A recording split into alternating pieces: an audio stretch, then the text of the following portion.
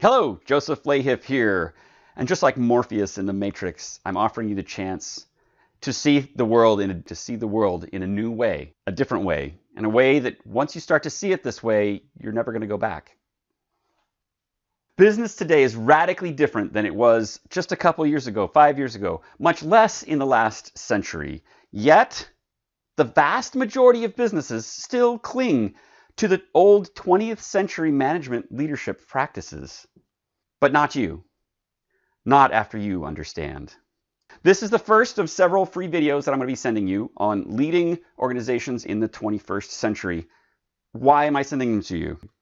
To be honest, I'm truly grateful for you that you've chosen to be part of my community. You asked to follow me at some point because you liked what I had to say. But I actually feel bad that I haven't been giving you more attention. So please accept my apology, and I'm going to start giving you more attention. I want to help you and the people in your company to live with more hope and joy in your lives. In this video, I'm going to show you how and why leadership has changed in this new millennium, and I'm going to give you 3 tools to help you better lead in this new environment. It's no surprise to you that organizations today need to be quick and adaptable. Teams must be adaptable, strategy must be adaptable, planning must be adaptable, the businesses themselves must be adaptable, and leadership must be adaptable. Because change is happening faster today than it ever did before. Look at this. Back in the 70s, when I was a kid, the innovation cycle that Sony was dealing with was about 9 years. What that means is about every 9 years, they had to come out with some new big innovation. The Sony Walkman was one. A bunch of years later, then we had the Sony Discman, right? The major innovation happened about every 9 years. Today, that change is exponentially higher. Recently, Apple introduced both the iPhone 8 and the iPhone X within 1 month of each other. Essentially, they released them at the same time. That's crazy. They released hardware innovation within a month of each other. It isn't just product innovation that's changed. Today, we have distributed workplaces, for example. We have easy access to multinational markets. Easy access to multi-time zone business. You could set up a business today online and be serving multiple nations and be working in multiple time zones within hours, within minutes probably. So the success factors have also changed during that time. In the 20th century, the success factors for a business had much more to do with repeated product deliveries. You got economies of scale through large batches. You also wanted to reduce variation and differences in products so that everything was the same, right? So that you were producing the same thing over and over again. Today, that is 180 degrees off from what it is that is producing successful results today in business. Today, creativity, innovation, collaboration, leverage. These are the things that are success factors for 21st century businesses. People are tempted to think that it's, oh, this just has to do with the internet. This is just software. It's not just that, right? Think about this. The hotel industry disrupted with Airbnb. The taxi industry, you know who this is, disrupted. Uber and Lyft. The retail industry disrupted. Amazon taking over everything. The travel industry disrupted. Expedia, now you can get your travel online. No business is immune to this. And yes, the internet is involved in a lot, if not all of these, but that just tells you that no business is immune from the internet affecting them. The question to ask yourself is your business nimble enough to survive? Are they nimble enough to compete? Are they nimble enough to drive? There are 4 skills that are needed by 21st century leaders, and those 4 are self-leadership, contextual empowerment, building of people, and everyday leadership. And we don't have time in this video to go to all 4 of those, but we'll just talk about self-leadership. In an upcoming training that I'll be offering you, I'll cover all 4 of these in depth, but today we're just going to talk about self-leadership. Self-leadership is made up of 3 different pieces. Right? The foundation is self-knowledge. You can use tools like Strength Finders 2.0 or the DISC profile or the predictive index. Myers-Briggs is a good one. It's been around forever. right? These tools are great. They're well known. They allow you to get a good sense of who you are and who your people are. They give you a foundation of knowledge about people. They help you to define and see your blind spots too, and to look at your strengths. Strength Finders is a great one. I want to encourage you to focus on your strengths and to outsource your weaknesses. Me, I'm dyslexic. Reading and writing aren't my strongest thing, yet I've written 2 books and numerous articles. I'm always writing new things. How do I do that? I focus on my strengths. My strengths are communicating complex ideas simply, looking at the big picture, making connections that other people don't always see. Writing, that's not my strength, so I outsource it. I have copy editors that help me with the editing of articles and books. I don't spend my time doing that. Outsource your weaknesses, focus on your strengths. More about self-knowledge. Do you have a personal mission? Do you know what your mission is in life? Have you thought about that? Think about it. Do you have targets that are driving you toward that mission? Not New Year's resolutions. I'm talking about targets, things that are going to take you toward that mission. If you don't, spend some time, come up with those things. Do you understand the 4 different kinds of value sets that you have? Everybody has these 4 different value sets, but not everybody thinks about them, right? You have permission to play value is, I will not interact with someone who does not act in accordance with this value. If someone is violent, if someone is constantly angry, if someone is deceitful, I won't interact with them. I choose to not participate. That's a permission to play value. Core values, those are the things that you hold deeply that drive who you are. Accidental values are really interesting. They're ones that you didn't really realize you had, but I guess I do value that. You'll have these aha moments. Aspirational values, these are things that you want to become, you aspire to be like. One of my aspirational values is to bring joy to every situation. I don't always do it, but I aspire to do it, right? So what are your values? What are your value sets? On this page, I'm providing you a PDF that has my values exercise that I use with my coaching clients. It's a great little exercise. You can look at your values and help you identify what these 4 values are for you. Moving on from self-knowledge, we come to self-awareness. This is understanding of, in the moment, who am I being? How am I showing up? What am I like? One aspect of that, a very strong one, is emotional awareness. Are you aware of how you are at any given time? How you're feeling, how you're coming across, how you're being perceived? Here's a good question for you. How many words do you have to describe emotions? In your working vocabulary, how many words do you know? How many words you have? I bet you'd be surprised that it's a smaller number than you think, generally. I want you to take a minute right now, put me on pause, and take out a piece of paper, write down all the words that you commonly use to describe your emotions. Just take a second, do it.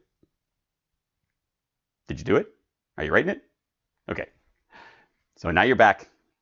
Was that list longer than you thought or shorter than you thought? Do you use these words a lot, or do you not use them much at all? This helps you start to understand and be aware of your emotions and where you're at. Here's a good exercise. For the next 24 hours, get yourself a pad of paper or a notebook and carry it around with you. Starting first thing in the morning, start writing down, what emotion did I feel in the last 15 or 30 minutes? And you'll start to see some patterns arising. You'll start to see, oh, in the mornings, I feel this way. In the afternoons, I feel that way. Maybe you might need to do this more than once to get the sense of that. And maybe you don't want to do it every 30 minutes. Maybe you'll extend that out, but try this. You can also increase that emotional vocabulary. It may be that you're feeling emotions, but you don't have the words to describe them. And most people are this way as well. So you can use something like this wheel of emotions that we have here. And it may be that you were feeling, say, anger. You wrote down anger. But when you come and look at the chart here, you go, you know, it wasn't anger. It actually was more annoyance. I was just annoyed. Well, there's a significant difference in the way we respond emotionally to anger or annoyance. So if you can use that language to start talking about it, then you can start to get a better handle on your feelings and how you're showing up. So try that. Try looking at this chart with that list of words that you had either in your original list of emotional words or on one of the daily exercises and go, was it really disgust or was I just bored? Was it distraction or disapproval?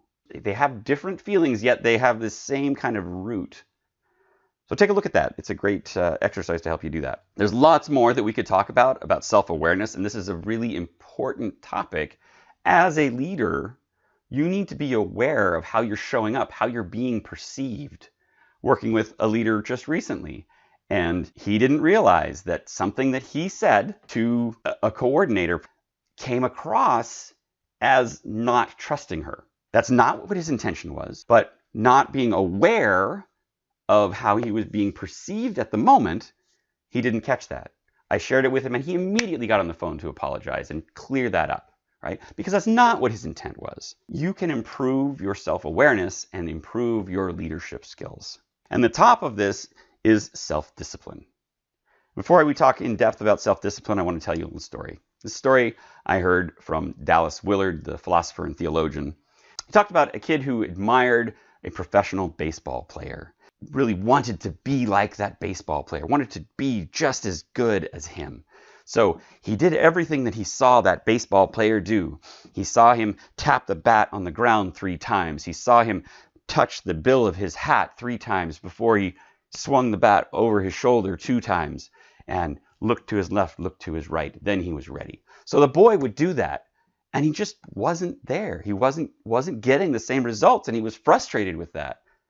Not realizing that it wasn't what the batter did at the moment that made him such a great player. It was everything he did behind the scenes.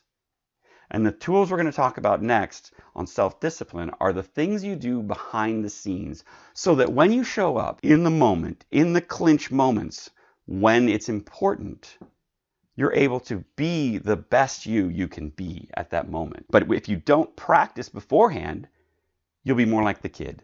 If you practice beforehand, you'll be more like the pro. So here's some things. Work on self-reflection. Taking time in the mornings or evenings to reflect on yourself, how you're showing up. How did my day go? Was I all that I wanted to be? Right? Reflect on who you are, and are you being who you want to be? In the Bible, there's a list of qualities, and they're good qualities whether you read the Bible or not. Love, joy, peace, patience, kindness, goodness, faithfulness, gentleness, and self-control. All great things that anybody would want to aspire to. I would list those and list their antithesis and put a dot in between them to say, where was I today? And I did that for over a year, just reflecting on myself and watching, trying to pull it up, trying to move it up, always trying to improve myself. Having a great morning and evening routine. I'll share my morning routine with you in a minute, but having a morning or evening routine that really grounds you and helps you start the day off and end the day well. These are things that are self-disciplines that will help you in the moment be the optimal you that you can be.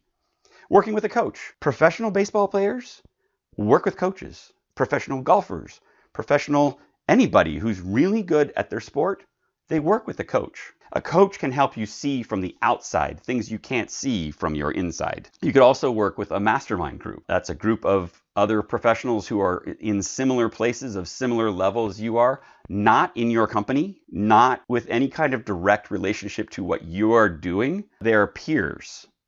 Get together with them on a monthly or quarterly basis and share in a mastermind group. There's different formats for doing that. And you can give me a call and I'll talk with you about masterminding. But these are 4 great things you can do to help build self-discipline. And I look at self-discipline in 5 key areas. Physical discipline, your body. Mental discipline, obviously your mind. Spiritual discipline, your heart. Relational discipline, your relationships with family and friends and coworkers and clients, and financial discipline. How do you relate to your money?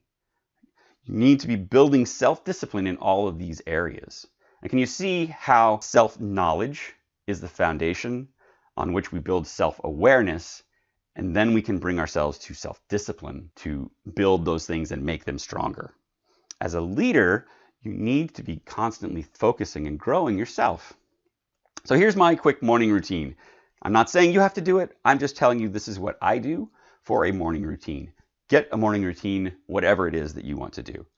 First thing I do, I'm crazy, I take an ice cold shower. I literally roll out of bed, I walk into the bathroom, I turn the water on cold, and I get in.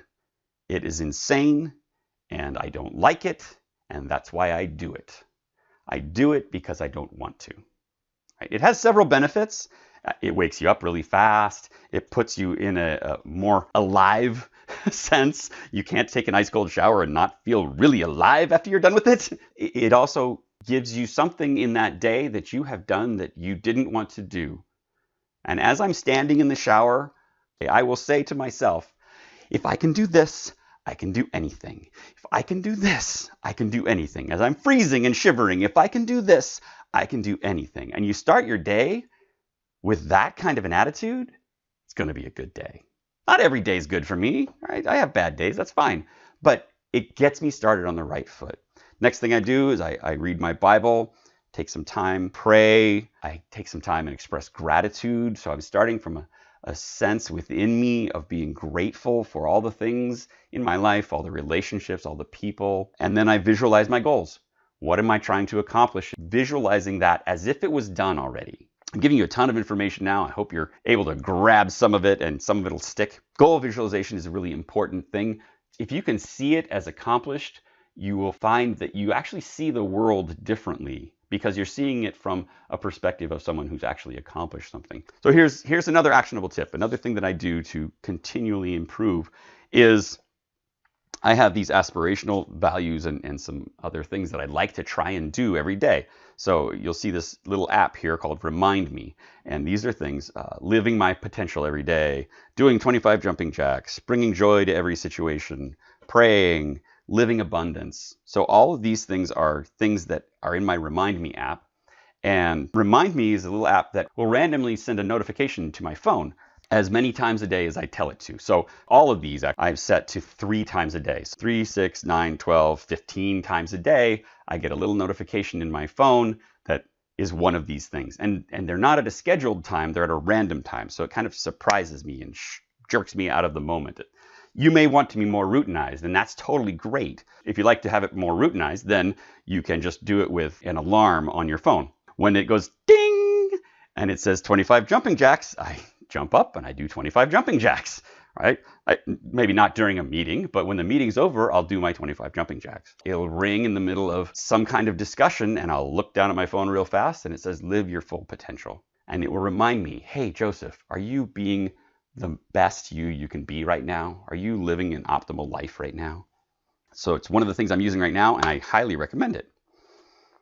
All right, so here's a quick recap on these leadership actions steps. 1, try the values exercise. Take a look at your 4 value sets and explore them.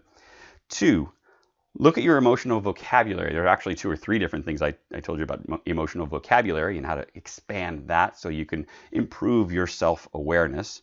And 3, looking at the Remind Me app or a morning routine or working with a coach. All these things will help you with your self-discipline. And all of these self-knowledge, self-awareness, and self-discipline will help you be a better self-leader, leading of yourself, which is one of the 4 aspects of 21st century leaders. So I hope you enjoyed this short video. It was a little longer than I intended it to be, but there's so much here and I just want to give you stuff because I appreciate you. If you enjoyed this video, I have 2 quick favors to ask. 1, could you please make a quick comment in the space below? I'd love that. I'd love to hear your thoughts and how you might use what we talked about. 2, tune in tomorrow when we'll talk about how to create engagement in the fast-moving, creative, disruptive organizations like you have, because only fully engaged people will bring their full potential with them. You may have people in your organization that are giving less than 50% of their effort. They're just not engaged. And you've seen the statistics on workplace engagement, and it's higher than the 50%. Now, can you imagine getting a 50% lift in productivity in your organization just by implementing what we talk about tomorrow? I'll give you some tips tomorrow to improve that engagement of your teams. I'm going to share the secret of getting real engagement with your team members. I'm also really close to wrapping up my long-awaited training course, Leading the Revolution, Leadership Lessons for Volatile Times. Okay, Leading the Revolution is the working title. I'm not sure it'll end up being that, and that's where we're at right now. I'll share more with that later, but I hope you've gotten a lot out of this video. Please leave a comment below. Tell me what you liked, what you'd like to hear about. Share your insights, share your questions. I'd love to hear from you. Thank you. I appreciate you so much.